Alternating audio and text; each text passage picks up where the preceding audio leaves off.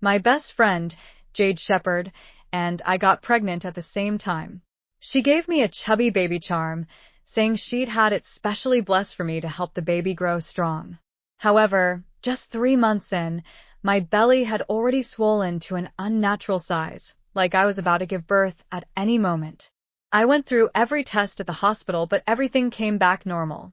With no answers left, I turned to the internet. An anonymous user replied, "You're wearing a cursed charm. She's using your womb to grow her child. You'll suffer the pregnancy, but your baby's fate will be stolen." I thought about how, ever since I got pregnant, she had quietly taken several of my clients. A chill ran through me. That night, I took off the charm and hung it around the neck of the pregnant sow in our yard instead. The next day at work, Jade Shepherd hurried straight over to me the moment I walked in, her eyes flicking repeatedly toward my neck. "Colette, why aren't you wearing the charm I gave you?" I answered casually. I took it off to shower and forgot to put it back on. To my surprise, Jade instantly grew alert.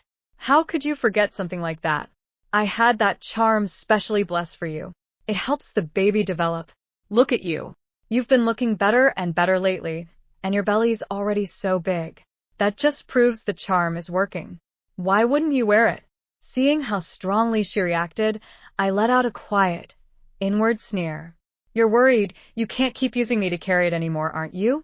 Keeping my face calm, I said, "If the charm's really that good, then why hasn't your belly changed at all? It's still completely flat." As I spoke, I reached out toward her stomach. Jade jerked back like she'd been shocked.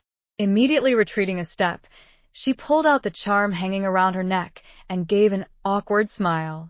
"See? I wear mine every day too. Maybe my baby just isn't as lucky as yours." At 3 months, it was usually too early to tell, but with how slim Jade was, she didn't look pregnant at all. I smiled back at her and said softly, "If wearing yours isn't doing much, and I forgot mine today anyway, why don't you let me borrow yours for a day?" The moment the words left my mouth, her expression changed. Her face tightened, and she said seriously, "I had these charms made based on our birth charts. They're different for each person.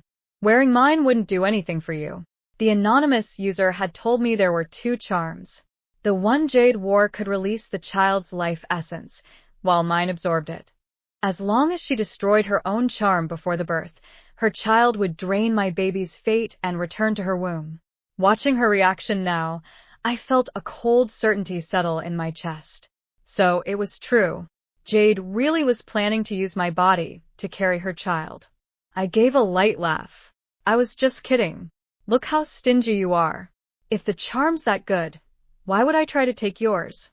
The moment I finished speaking, a sharp pain suddenly twisted through my stomach. With no other option, I reached out to Hollow Branch again. Hollow Branch replied, "You just removed the charm, so the life essence has separated from your body. Some reaction is normal. I'll teach you a method to ease the pain temporarily."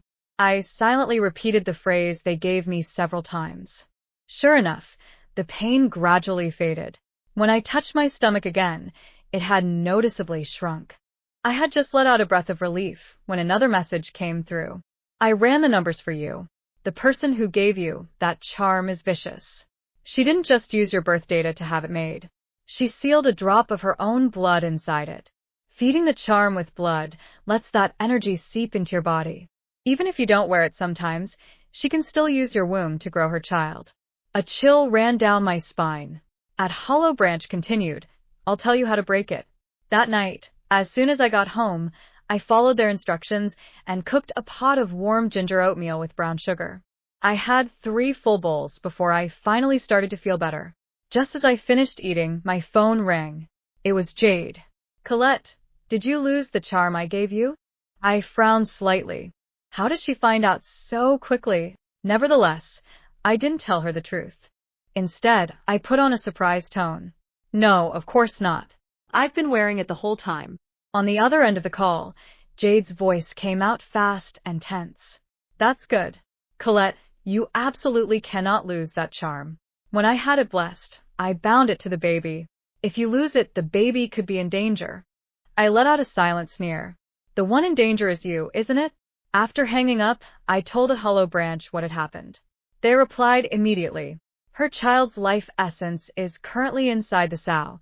The body is rejecting it, and that reaction is being transmitted back to her. That's why she's feeling unwell. I nodded to myself. Good. It's about time you felt what this is like. The next day, as soon as I got to the office, Sam Morgan, our team lead, walked over. Colette, you feeling okay today? There's a client you need to follow up with this afternoon. Before I could answer, Jade cut in.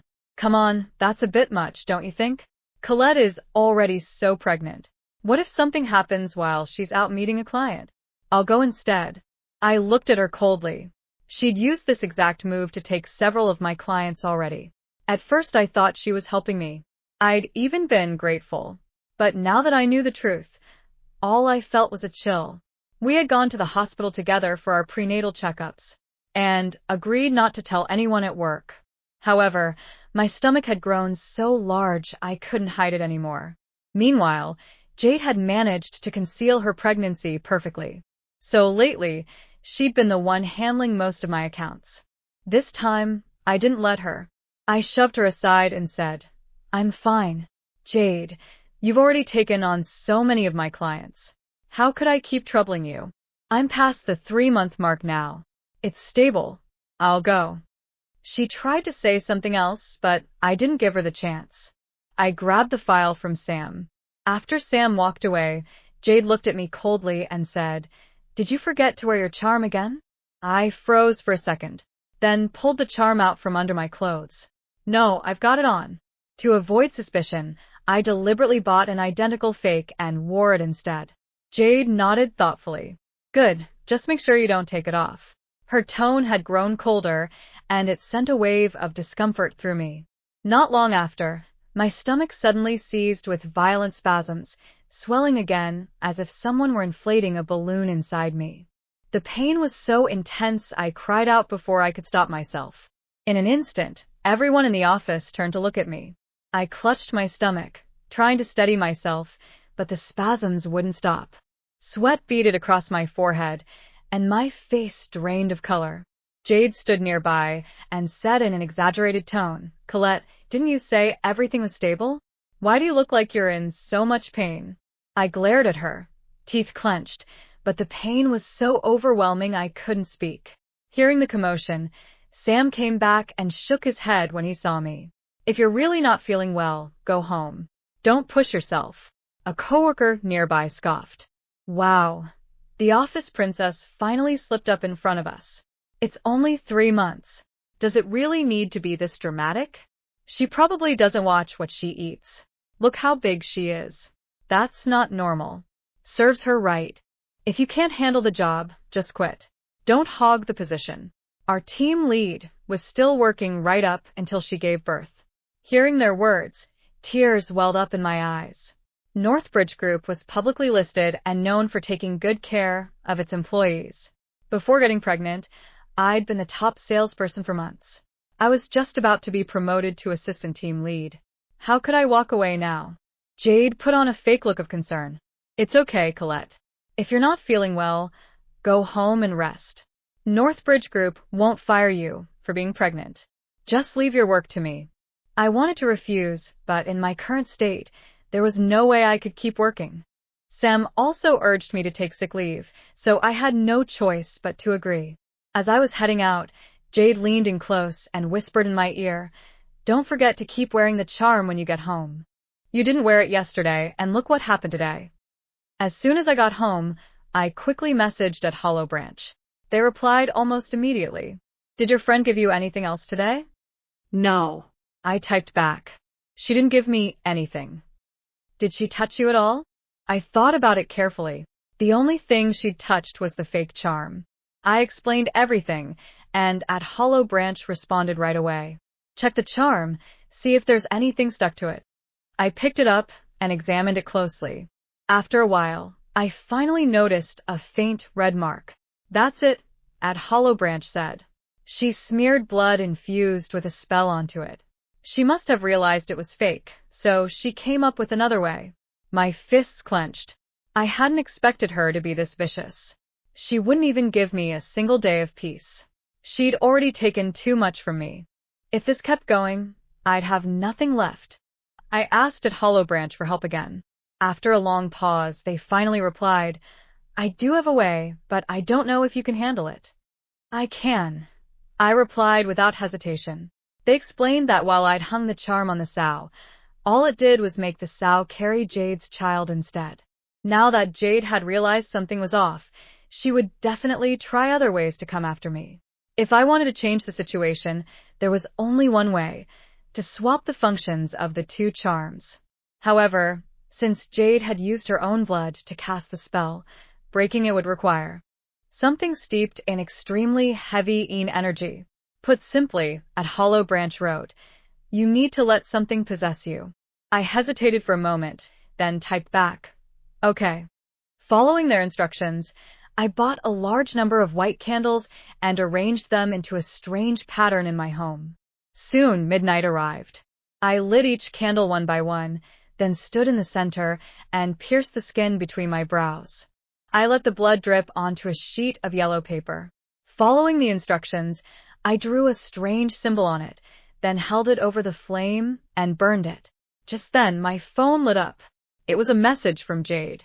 Good thing you didn't come today. The client went crazy and insisted on a second round. I already finished a whole bottle. And I'm still here singing with them. There was even a photo from a karaoke room attached. I let out a cold laugh. Pregnant and still drinking an entire bottle? Counting on me to carry your child, aren't you? I set my phone aside, mixed the burned ashes into water, and drank it down in one gulp while gritting my teeth. An overwhelming stench surged up my throat instantly, making me gag uncontrollably. Before I could recover, I suddenly saw one of the candle flames flicker, despite there being no wind. Then all the flames began to move, swaying in a strange, rhythmic pattern. A sudden chill flooded my entire body, seeping out from deep within my bones. I started trembling uncontrollably. Shivering, I tried to move, but my body no longer felt like it belonged to me. I couldn't move at all. My scalp prickled as if I'd fallen into an icy abyss, and I gradually lost all sensation. Just as I hesitated over whether to continue, my phone lit up again. Colette, the contract signed. A $2 million deal. I'll treat you to coffee when you get back. $2 million. My teeth chattered. Whether from the cold or the rage, I couldn't tell. I didn't hesitate anymore. I began reciting the incantation that Hollow Branch had given me.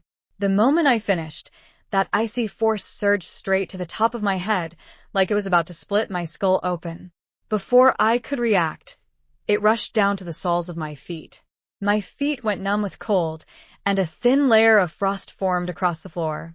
My hands lifted on their own, moving through the air as if tracing something unseen.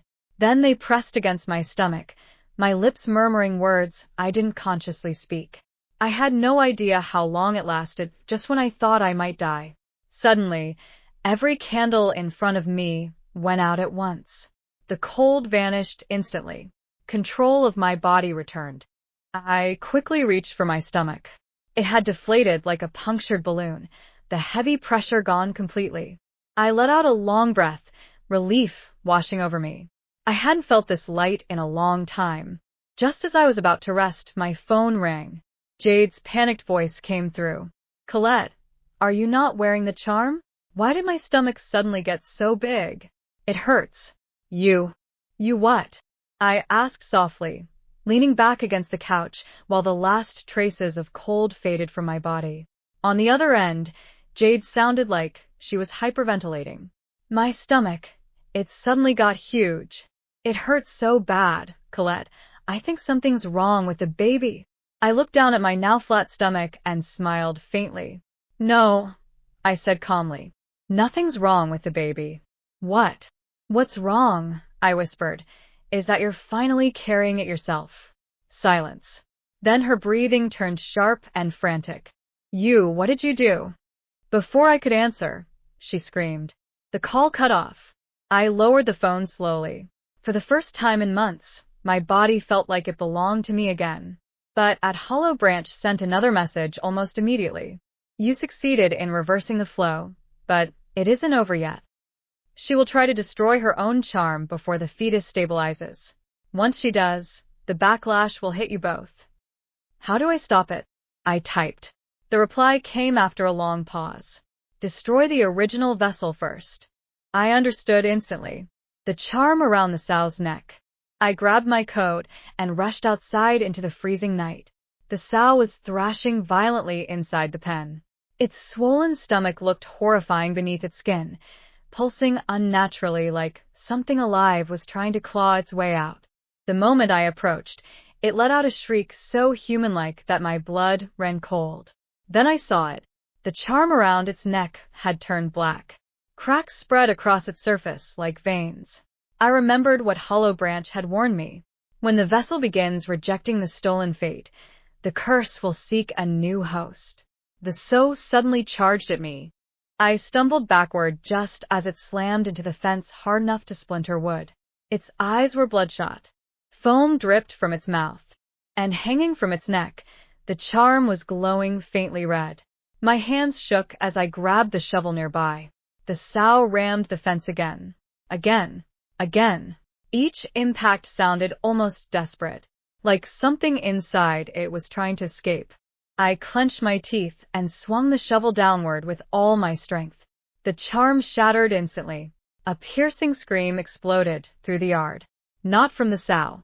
From somewhere far away. From Jade. The red light burst outward violently before vanishing into the darkness. The sow collapsed at once, breathing heavily before finally going still. And at that exact moment, my phone rang again. Hospital. I answered. A nurse spoke hurriedly. Are you family of Jade Shepherd? My eyes narrowed. No. We're co-workers. She was just admitted. Severe hemorrhaging and abnormal abdominal expansion. She keeps screaming your name. I hung up without another word. The next morning, news spread through the office like wildfire. Jade had collapsed in the karaoke room. Witnesses said her stomach had swollen to the size of a full-term pregnancy in less than an hour. Then just as suddenly, it deflated. Blood everywhere. The client had nearly fainted. Sam looked pale while telling everyone the story. She's in intensive care now, he said quietly. A co-worker muttered, wasn't she only 3 months pregnant? Nobody answered. I sat silently at my desk. For once, nobody mocked my appearance, because my stomach had returned to normal overnight. Even my complexion looked healthier than it had in months. Only Jade was gone. 3 days later, she finally called me. Her voice was weak and hoarse. You ruined me. I stared out the office window. No, I said softly. You ruined yourself. You think you won, she hissed. Do you know what I lost? I laughed quietly. My baby almost died. My career was stolen. My body was used like livestock. And you're asking what you lost? Jade began sobbing hysterically. Then suddenly her tone changed. Cold. You know, she whispered, if you hadn't found out, everything would have worked perfectly. A chill crawled up my spine. You really never felt guilty? No, she said simply. My child deserved a better fate than yours. I closed my eyes. All those years of friendship, late-night talks, shared meals, holding hands during our first prenatal appointment. All fake. To her, I had never been a friend. Just a womb. I hung up. After that, Jade never returned to Northbridge Group. Rumors spread quickly. Some said she'd suffered a mental breakdown. Others claimed she became infertile after emergency surgery. A few even whispered that strange things kept happening around her afterward. Unexplained crying in empty rooms.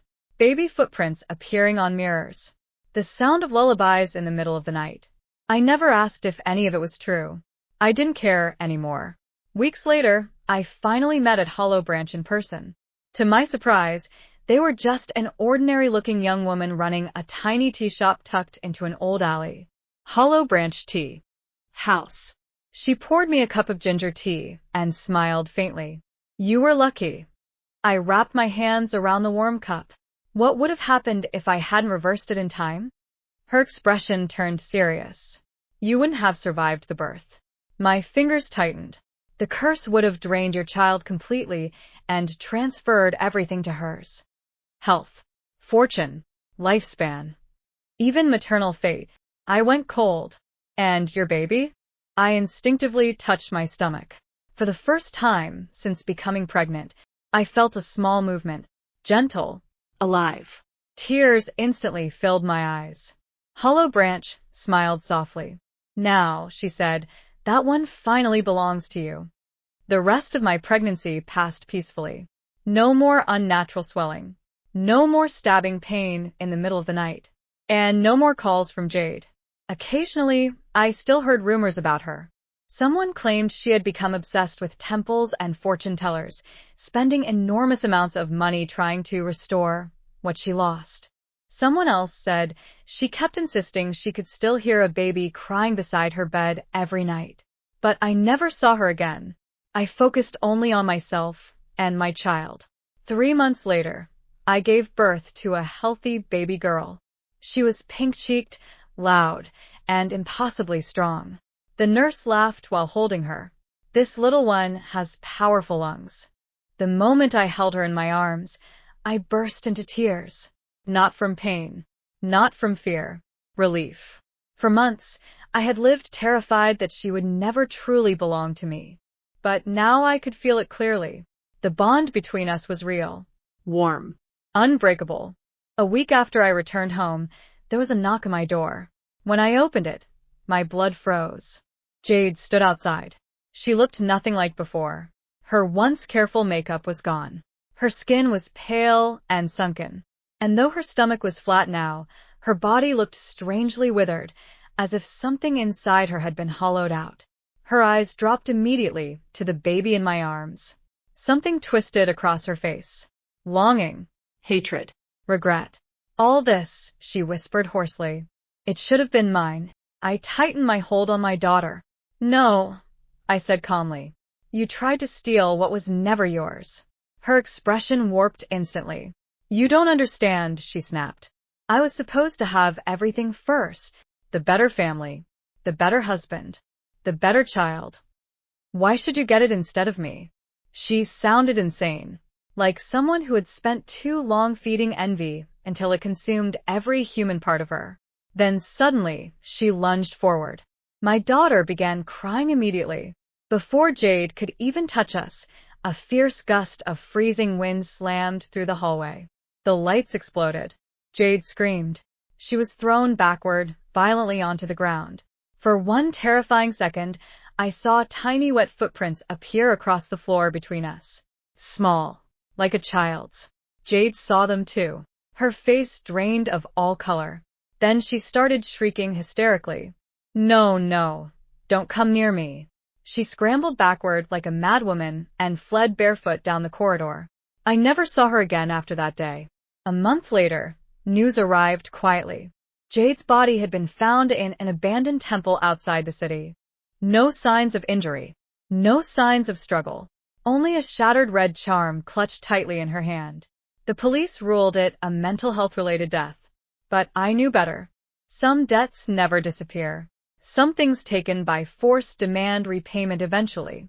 Years later, I would still sometimes notice strange things around my daughter. She always laughed at empty corners before anyone else entered a room. Animals adored her instinctively. And once, when she was barely 4 years old, she touched my face and said softly, "Mommy, the scary auntie can't follow us anymore." I froze. What's scary, auntie? My daughter tilted her head innocently. The one outside. I turned toward the window immediately, but there was nothing there. Only sunlight, warm and golden. I looked back at my daughter, then pulled her tightly into my arms. Whatever darkness had followed us before, it was over now. This time, our fate belonged to us alone.